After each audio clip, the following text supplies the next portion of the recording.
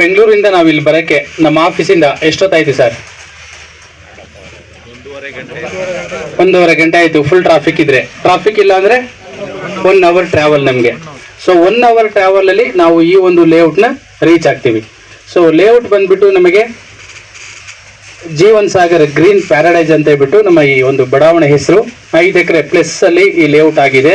So ಈ layout ಅಲ್ಲಿ ನೀವು ಓಡಾಡಿ ನೋಡಿದ್ದೀರಾ, ಪ್ರಾಕ್ಟಿಕಲ್ ಆಗಿ ನಮ್ಮ ಕಣ್ಣು ಮುಂದೆ ನಾವು ಕೊಡುವಂಥ ಪ್ರಾಡಕ್ಟ್ ಹೇಗಿದೆ, ಏನಿದೆ ಅಂತ ನಾವು ಕಣ್ಣಾರೆ ಫಸ್ಟ್ ನೋಡಬೇಕು.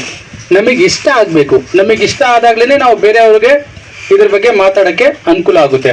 ಸೊ ಅದಕ್ಕೋಸ್ಕರನೇ ಇವತ್ತು ನಾವೆಲ್ಲ ಕಷ್ಟಪಟ್ಟು ಶ್ರಮಪಟ್ಟು ನಮ್ಮ ಕೆಲಸ ಕಾರ್ಯಗಳೆಲ್ಲ ಇಟ್ಟುಬಿಟ್ಟು ಬದಿಗಿಟ್ಟು ಬಂದಿದ್ದೀವಿ. ಸೊ ನಮಗೆ ಹ್ಯಾಪಿನಾ? ಹ್ಯಾಪಿ ಆಗಿದ್ದೀವಾ? ನಮಗೆ ಹ್ಯಾಪಿ ಆಗಬೇಕು.